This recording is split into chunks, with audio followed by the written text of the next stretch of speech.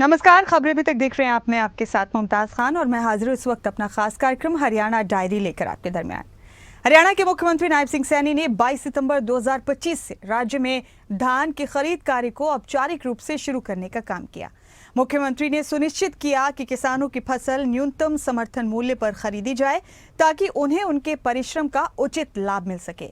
हरियाणा सरकार का ये कदम सीधे तौर पर किसानों के हित में है। राज्य सरकार ने यह व्यवस्था इसलिए लागू की है ताकि धान की कटाई के बाद किसानों को अपने उत्पाद का उचित मूल्य तुरंत मिल सके और उन्हें किसी तरह की आर्थिक असुविधा न हो। ये रिपोर्ट देखिए। हरियाणा की नायब सिंह सैनी सरकार किसानों के हितों को ध्यान में रखते हुए काम कर रही है। मुख्यमंत्री नायब सिंह सैनी ने कुरुक्षेत्र के लाडवा में सरकारी स्तर पर धान खरीद की विधिवत शुरुआत की। इस बार किसानों के अनुरोध पर पहली बार धान खरीद को निर्धारित समय से पहले शुरू करवाया गया है। हमने तो किसानों ने कहा कि ये जल्दी परचेज होनी चाहिए। पहली बार हमने निर्णय किया है कि किसान की फसल मंडी में आती है और थोड़ा पहले परचेज हो। ये पहली बार हुआ है। मैं सभी किसानों को बधाई देता हूं और मिलर्स को भी जो उन्होंने मांग रखी थी उसको हमने पूरा किया है। रब्बी के कृषि मेले के अंदर हिसार के अंदर गया था, वहाँ पर मेरे को किसानों ने कहा कि जो बीज है आप उसके ऊपर सब्सिडी दें, और शाम को मैंने चंडीगढ़ जा कर के उसके भी आदेश पारित कर दिए हैं कि किसानों को बीज सब्सिडी के ऊपर उपलब्ध है। बता दें कि इस दौरान मुख्यमंत्री नायब सिंह सैनी के सामने खाद्य आपूर्ति विभाग ने किसानों का लगभग 100 क्विंटल धान खरीदा। मुख्यमंत्री ने किसानों और अधिकारियों को बधाई देते हुए कहा कि पिछले साल पीआर धान की कुल आवक 12 लाख क्विंटल हुई थी। हालांकि इस सीजन में अनाज मंडी में पीआर धान की कुल 5000 क्विंटल की आवक अभी तक हो चुकी है। एमएसपी है वो धान जो कॉमन है उसका है 2369 रुपए, और धान जो ग्रेड ए है उसका है 2389 रुपए। जबकि अगर हम देखें 2014 में ये 1360 था धान कॉमन का, और आज ये 2369 रुपए है। और धान ग्रेड ए 2014 में ये 1400 रुपए था, और आज ये इसका जो एमएसपी है 2389 रुपए। मुख्यमंत्री नायब सिंह सैनी ने कहा कि प्रधानमंत्री नरेंद्र मोदी द्वारा लागू किए गए जीएसटी सुधारों से प्रदेश के आम नागरिकों को हर साल लगभग 4000 करोड़ रुपए का फायदा होगा।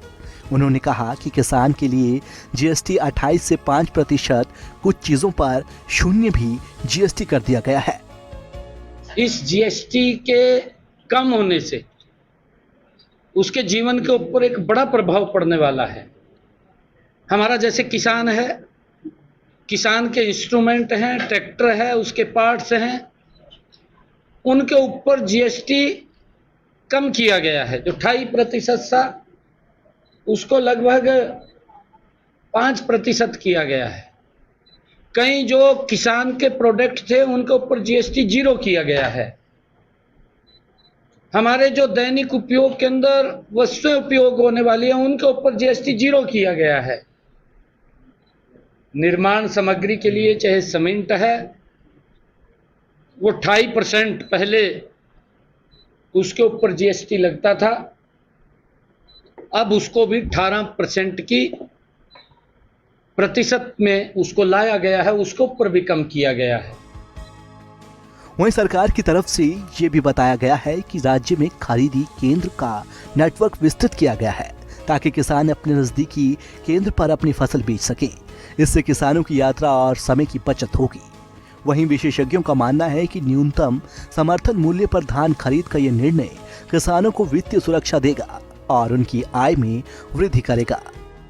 मैं यह भी घोषणा करता हूं कि हमारे पिछले दिनों हरियाणा राइस मिलर्स एसोसिएशन द्वारा मुझे यह बताया गया था कि 2024-25 में भारतीय खाद्य निगम द्वारा चावल की डिलीवरी लगभग 45 दिन देर से शुरू की गई, और इस कारण हमारे जो मिलर्स अपना कार्य निर्धारित अवधि में पूर्ण नहीं कर पाए।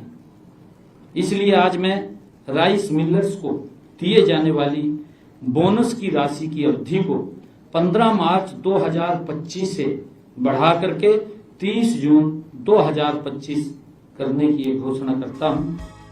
सरकार की यह पहल किसानों और राज्य के कृषि क्षेत्र दोनों के लिए एक महत्वपूर्ण कदम साबित होगी। डेस्क रिपोर्ट, खबरें अभी तक।